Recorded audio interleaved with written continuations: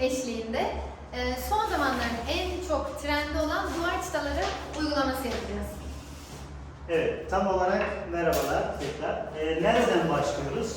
Şimdi ilk aşama malzeme seçimi. Biz ikilik ve dörtlük çıta kullanmayı planlıyoruz bu çalışmamızda. Bunları gösterelim. Elimizde şu anda 4 santimlik poliüretan çıta var. Biz 4 santimlik çıtalarla bu işi yapacağız ilk etapta. Mecit Usta, bir de şeyden bahsedelim. Poliüretan çıtayla köpüğün farkından bahsedelim istersen. Çünkü Evet. bunu çok yanılgıya düşüyor insanlar. İşte bu çıta neden pahalı? İşte o köpük bu kadar ucuzken bu çıtaya niye bu kadar para veriyoruz gibi.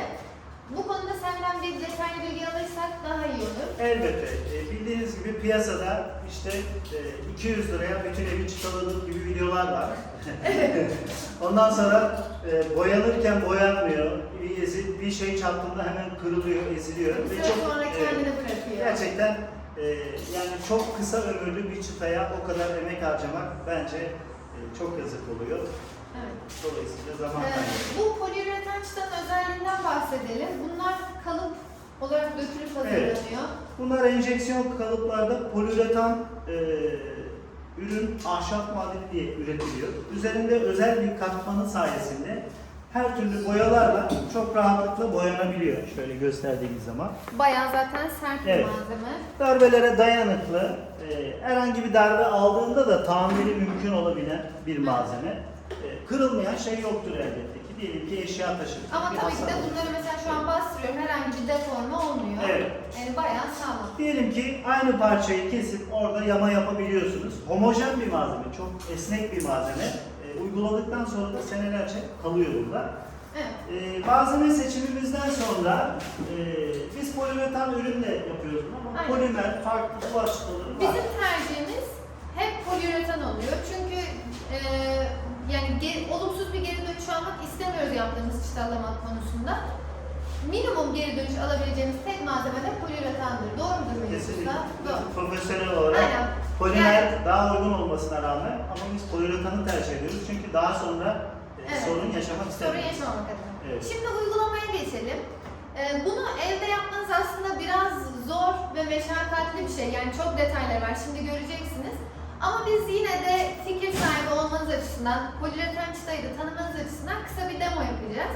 Daha sonra yaptığımız uygulamayı da büyük ölçekli göstereceğiz. Evet. Şimdi ilk yapacağımız iş duvarımıza bir şablon oluşturmak. Modelleme.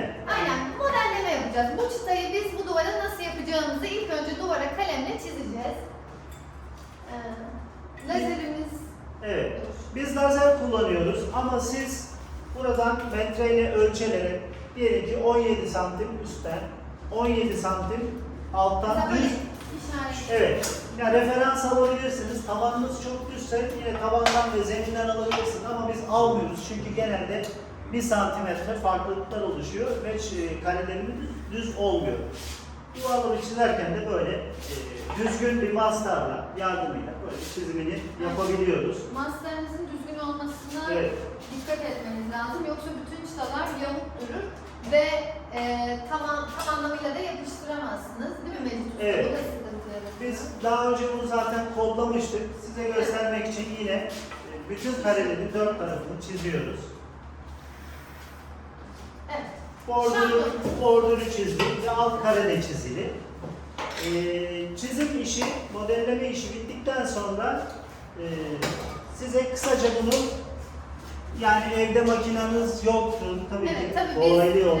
normalde 45 kesim Evet. makinamızla bunların köşelerini kesiyoruz. Şöyle tam 45 açıyla kesilmiş bir ahşap parçasından yardım alarak şu sadece size göstermek için hazırlamış olduğum bir parça. Diyelim ki sizin buradan ölçtünüz bunu. Buradan kesmeniz gerekiyor. Bunu koydunuz oraya. Şöyle testerenizi buradaki gönyeye yaslayarak ucunun son noktasının tam o çizgiye gelmesine dikkat edin.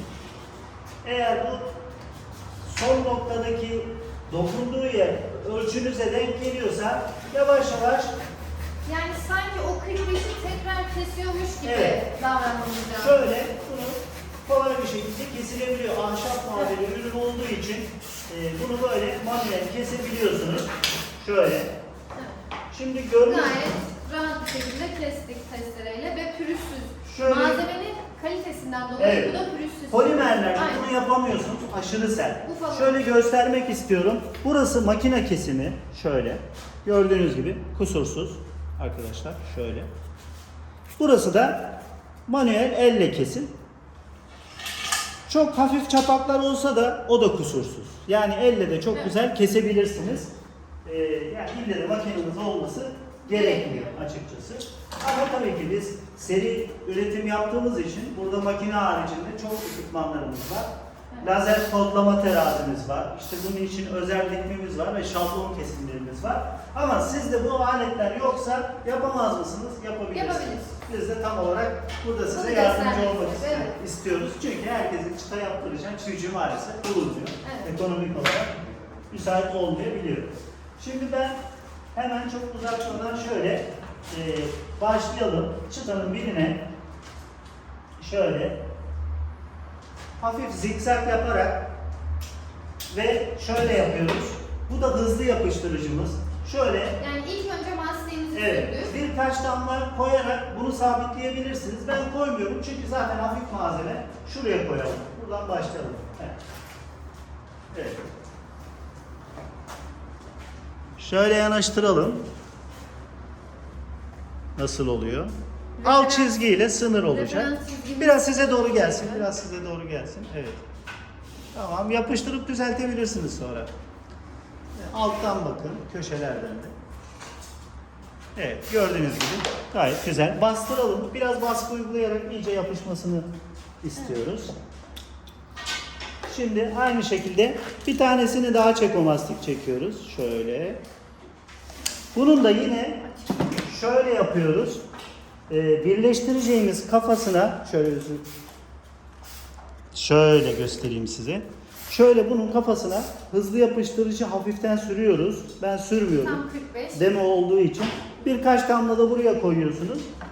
Ve karşı tarafa hangi şeye denk geliyorsa şöyle.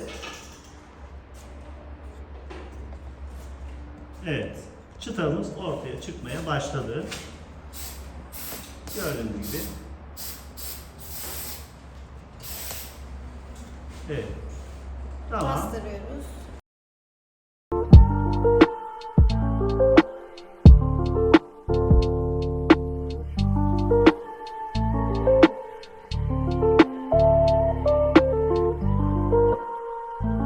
Yapıştırıcımızı, dondurucu spreyimizi sıkıyoruz ki hemen mukavemeti sağlasın diye. Bu şekilde çıtalarımızı yapıyoruz. Tabii Şimdi biz bunun içine çeşitli motifler de yapıyoruz aslında. Hani bu sadece demo olması amacıyla böyle bir dikdörtgen yaptık. İşte biz bunun içine daha küçüğünü mesela ikilikten bir çıta daha dönüyoruz. Ya da buraları kavisli olan motiflerimiz var. Onları kullanıyoruz. Ne yapayım? Şimdi bordürümüz var burada. Bordürü de gösterelim.